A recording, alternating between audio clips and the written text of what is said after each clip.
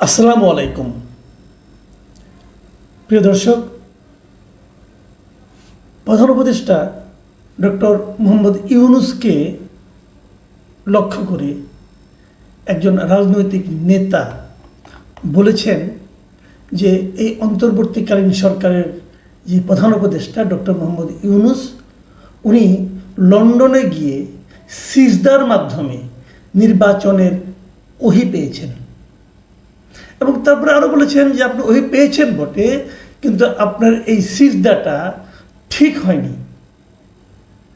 আপনাকে ওইখানে সিজদা না দিয়ে সিজদা দিতে হতো বাংলাদেশের জনগণের প্রতি, কারণ জনগণ আপনাকে বসিয়েছে। এটা কে বলেছে? একজন রাজনৈতিক নেতা বলেছে, সুপরিচিত রাজনৈতিক নেতা। এখন প্রশ্ন হলো, এই রাজনৈতিক নেতাটা কে, কোন দলের? নামটা বলি, উনি এনসিপির একজন নেতা। আমি জানি এনসিপির নামটা শুনে অনেকে হয়তো বিস্মিত হবেন, ভাববেন আরে এনসিপি তো ডক্টর ইউনূসেরই দল, তাহলে এনসিপির একজন নেতা এই কথা বলে কেন? এবং এই কিন্তু এনসিপির ছোটোখাটো কোনো নেতা না। এনসিপির যিনি মুখ্য সমন্বয়ক মিস্টার নাসিরউদ্দিন পাটোয়ারি, তিনি এই কথা বলেছেন। এখন এই কথাটা বলা ঠিক কি বেঠিক, এটা নিয়ে আজকে আমি একটু কথা বলতে চাই। এবং কেবল এনসিপির নেতা এই নাসিরউদ্দিন পাটোয়ারিও নয়, এনসিপির আরও একজন নেতা হাসনাত আবদুল্লাহ, তিনিও কিন্তু এই একই কথা বলেছেন। তিনিও বলেছেন যে গণ অভ্যুত্থানের পর রাষ্ট্রপ্রধান হওয়া ব্যক্তি লন্ডনে গিয়ে সিজদা দিয়েছেন। এবং তিনি আরও বলেছেন, পৃথিবীর ইতিহাসে এমন নজির নেই যে একজন অন্তর্বর্তী সরকার প্রধান একটি রাজনৈতিক দলের ভারপ্রাপ্ত চেয়ারম্যানের সঙ্গে বসে যৌথ সংবাদ সম্মেলন করেছেন। এটা হাসনাত আবদুল্লাহ বলেছেন। আচ্ছা, আমি যদি দুটো কথা নিয়ে আলোচনা করি, হাসনাত আবদুল্লাহ এবং নাসিরউদ্দিন পাটোয়ারি, আমরা তো ওনাদের অনেক সমালোচনা করি, বলি যে আপনার কিংস পার্টি, বলি তারা নানা রকম, তাদের নিয়ে নানা রকম বদনাম হচ্ছে। অনেকে বলছেন চাঁদাবাজি করে, অনেকে বলছেন যে সরকারি প্রোটেকশন পেয়ে বিভিন্ন জায়গায় যায়। এগুলো তাদের বিরুদ্ধে সমালোচনা অনেক পুরনো, আমি অনেকবার করেছি। কিন্তু এবার যে ঘটনাটা ঘটল, এই যে কথাটা ওনারা বলেছেন, এই দুজন নেতার কথাই বলি, ভুল বলেছেন। আমি কিন্তু মনে করি ওনারা ভুল বলেন নাই। এতদিন ওনারা যে কাজগুলো করেছেন সেগুলো ভুল করেছেন। এতদিন তারা ডক্টর ইউনূস গভর্নমেন্টকে প্রায় সকল ক্ষেত্রে এক ধরনের ব্ল্যাঙ্ক চেক দিয়েছেন, কিন্তু এখন আর দিচ্ছেন না। কেন দিচ্ছেন না সেটা অন্য হিসাব, সেই হিসাব নিয়ে আরেকদিন কথা বলবো। আমি বরং এই যে তাদের মন্তব্যগুলো নিয়ে একটু কথা বলতে চাই।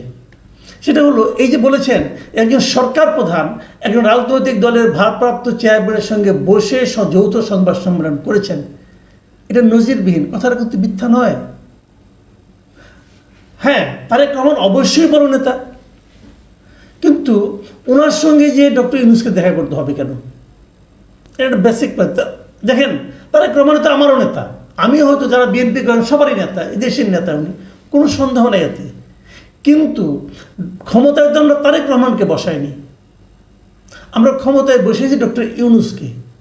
তো ডক্টর ইউনূস তো ওনার ওইটা রাখবেন। উনি কি বাংলাদেশে থাকতে কখনো কোনো রাজনৈতিক দলের অফিসে যান, যে কথা বলেন? যদি এরকম হতো যে উনি সবার সঙ্গে দেখা করেন, যে কথা বলেন, আমি এটাকে মেনে নিতে পারতাম। হ্যাঁ ঠিক আছে, ওনার তো এটা টাইপ, উনি এরকম করেন, সবার সঙ্গে একটা আন্তরিক ভঙ্গিতে কথা বলেন, তা তো বলেন না। তো ওখানে যে, এবং আরও বড় কথা, এই মিটিংটা কিন্তু অনুষ্ঠিত হয়েছে ডক্টর ইউনূসের আগ্রহে, এবং ডক্টর ইউনূসের পক্ষ থেকে, সরকারের পক্ষ থেকে মিটিংটার কথা প্রথম বিএনপিকে বলা হয়েছিল। তারপরে মিটিংয়ের মধ্যে কি হয়েছে না হয়েছে সেটা অন্য আলাপ। এবং আমি নিজেও বলেছি যে এই মিটিংয়ে আসলে সরকারের অন্য একটা উদ্দেশ্য ছিল। সেই উদ্দেশ্যটা কী সেটা আমি তখন বলেছি, তখন মনে হয়েছিল বলেছি। পরে দেখা গেছে সে যা বলেছিলাম তার পুরোটা সত্য হয়নি, সেখানে আমার প্রিডিকশন ভুল হয়েছে। হতেই পারে, আমি তো মানুষ না ভাই, আমি তো জ্যোতিষ না, তাই না? আমি যেরকম ভেবেছি সেরকম বলেছি, আমার কথা যুক্তি দিয়ে বলেছি। কিন্তু প্রশ্নটা হলো, এরকম হয় কি না? এটা ঠিক হয়নি। যদি এমন হতো ডক্টর ইউনূস তারেক রহমানকে বলতেন যে আপনি দেশে আসেন, আপনার সঙ্গে একটা মিটিং করবো, তাহলে সেটা হতো সবচেয়ে শোভন, সবচেয়ে ভালো, যেটা নিয়ে অন্য অন্য পলিটিক্যাল পার্টির জন্য করে থাকেন। কিন্তু এখানে তা হয়নি। এটা দিক দিয়ে ঠিক আছে। আচ্ছা, এবার আসার আরেকটা কথা বলি, যে আমাদের নাসিরউদ্দিন পাটোয়ারি কি বলেছেন, পাটোয়ারি কথাটা একটু শুনি আমরা। পাটোয়ারি সাহেব বলেছেন, বাংলাদেশের মানুষ আমাদের নোবেল লরিয়েট ইউনূস স্যারের চোখে পড়ে না, ওনাকে লন্ডন যেতে হয়। তিনি লন্ডনে গিয়ে সিজদা দিয়েছেন, সিজদার মাধ্যমে ওহির মাধ্যমে উনি আদেশ পেয়েছেন, সেটা একটা প্রেস রিলিজের মাধ্যমে জানিয়েছেন বাংলাদেশে ফেব্রুয়ারিতে নির্বাচন হতে হবে এই সংবিধানের অধীনে।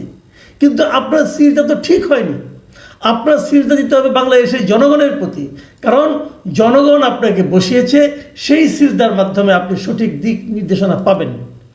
এই কথাতে বলেছে, এটা আমি কিছু কথা বলি আপনাদের এখানে। এক নম্বর কথা হলো, ফেব্রুয়ারিতে নির্বাচন হতে হবে, এটা কিন্তু ওই সিজদার মাধ্যমে প্রেস রিলিজে উনি জানান নেই। ফেব্রুয়ারি নির্বাচনের কথা উনি স্পষ্ট করে বলেছেন গত 5 অগাস্ট জাতির উদ্দেশ্যে দেওয়া ভাষণে। ওখানে যেটা হয়েছিল, একটি যৌথ ঘোষণা হয়েছিল, সেখানে বলা হয়েছিল যে উনি নির্বাচন করতে চেয়েছেন এপ্রিলে, কিন্তু যদি সংস্কার সব ঠিকঠাক মতো হয় তাহলে রমজানের 1 সপ্তাহ আগেও হতে পারে।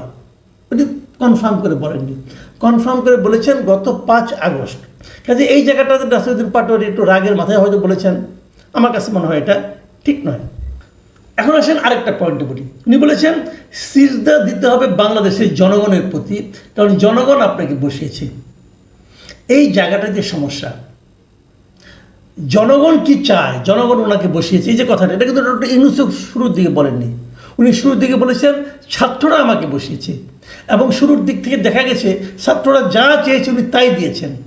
এখন হয়তো ছাত্রদের সঙ্গে কিছুটা ঝামেলা হয়েছে, মানে ছাত্ররা যা চাচ্ছে তা পাচ্ছে না, অথবা ছাত্রদের কাছ থেকে উনি যা চেয়েছিলেন, যা ভেবেছিলেন যে সব কিছু দেওয়ার পর ছাত্ররা তার হয়ে যে কাজটা করতে পারবে, সেই কাজটা এখন আর ছাত্ররা করতে পারবে বলে হয়তো তিনি মনে করছেন না। এই জন্য উনি ছাত্রদের উপর আস্থা রাখতে পারছেন না। ঝামেলাটা এই জায়গায় হয়ে গিয়েছে। জনগণের প্রসঙ্গটা এই ছাত্রদের পক্ষ থেকে যখন বলা হলো, এবার আমি খুব খুশি হয়েছি। হ্যাঁ, বাংলাদেশের জনগণকে গুরুত্ব দিতে হবে, বিদেশকে না। আমি কিন্তু শুরুর থেকেই একটা কথা বলছিলাম যে বিদেশি লোক এনে আপনারা কিন্তু এখানে সংস্কার করার চেষ্টা করেন না। এবং ডক্টর ইউনূস কী করেছেন, শুরুর থেকেই বিভিন্ন পোস্টে উনি বিদেশি লোক নিয়ে আসছেন। বিদেশে মানে যারা বিদেশে থাকেন, মানে দ্বৈত নাগরিক, বাংলাদেশে জন্ম কিন্তু এক পর্যায়ে বাংলাদেশ ছেড়ে ওরা বাইরে চলে গেছেন। কেন চলে গেছেন? কেন চলে গেছেন? ওই দেশকে সেবা করার জন্য গেছেন, আর কিছু না।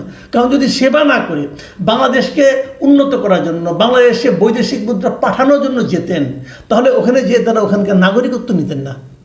ওখানকার নাগরিকত্ব নেওয়ার মানে উনি আসলে ওই দেশেরও নাগরিক, এই দেশের নাগরিক, মানে 2 নৌকা পা ওনার। যখন দেখবেন যে নৌকা ফুটা, ওই নৌকা থেকে পাটা তুলে আরেক নৌকা পা রাখবেন। যখন দেখবেন যে নৌকাটা ওনার জন্য বিপজ্জনক, অন্য নৌকায় চলে যাবেন। এই যে সুবিধাবাদী ক্যারেক্টার, এই ধরনের লোককে এনে উনি ওনার উপদেষ্টা, ওনার পরামর্শক, এবং সবচেয়ে বড় যে দাবিটা স্টুডেন্টদের সংস্কার, সেই সংস্কার কমিশনের মাথায় এই লোকগুলিকে বসিয়েছেন। এই প্রত্যেকটা লোক আমার বিবেচনায় সুবিধাবাদী। যে লোক নিজের দেশ ছেড়ে অন্য দেশে চলে যায়, যে ওই দেশের নাগরিকত্ব নেয়, সে লোককে আমি সুবিধাবাদী মনে করি। ভাই, আপনারা যে যাই বলেন, আমি মনে করি। দেখেন, শেখ হাসিনার আত্মীয়রা যারা দেশ ছেড়ে পালাইছে, আওয়ামী লীগের মন্ত্রীরা যারা দেশ ছেড়ে পালাইছে, সব সুবিধাবাদী। কারণ সবারই কিন্তু বিদেশের নাগরিকত্ব আছে, অথবা তার স্ত্রীর নাগরিকত্ব আছে। স্ত্রী নাগরিকত্ব নিয়ে সে ওখানে বসবাস করছে। তাদের কিন্তু এই দেশে না আসলে কোনো অসুবিধা হবে না। আমরা এরকম লোক চাই না। আমরা এমন লোক চাই যে সংগ্রামে বলেন, আনন্দে বলেন, বেদনায় বলেন, শাস্তি পাওয়ার ক্ষেত্রে বলেন, দেশেই থাকবে। আমরা এরকম লোক চাই। উনি বিদেশে যে সিজদা দিয়েছেন, এক্ষেত্রেও দিয়েছেন, ও ক্ষেত্রেও দিয়েছেন। এই যে বিষয়গুলো নাসিরউদ্দিন পাটোয়ারি এখন বলছেন, আমার কাছে মনে হচ্ছে যে ওনারা এতদিনে লাইনে আসতেছেন। ওনারাও যদি, আমি নাগরিক কমিটিকে বলবো, ওনারাও যদি শুরু থেকে ডক্টর ইউনূসের পারপাস সার্ভ করার কথা চিন্তা না করে দেশের মানুষের পারপাস সার্ভ করার কথা চিন্তা করতেন, তাহলে তারা আরও অনেক দূর এগিয়ে যেতে পারতেন বলে আমি মনে করি। ওনারা তা করেননি। ওনারা ভেবেছেন আমাদের মাথার উপরে ইউনূস আছে, আবার আর কী লাগে, কারণ আমরাই ওনার এমপ্লয়ার, আমরা যা চাবো তাই পাবো। পেয়েছেনও, অনেকবার পেয়েছেন, এখন আর পাচ্ছেন না। কারণ ডক্টর ইউনূসেরও নিজের একটা হিসাব আছে। বিএনপির যেমন হিসাব আছে, এনসিপির যেমন হিসাব আছে, ইউনূস সাহেবের একটা হিসাব আছে। সেই হিসাবে এনসিপি এখন সৎ সন্তানের ভূমিকায় চলে এসেছে। কাজে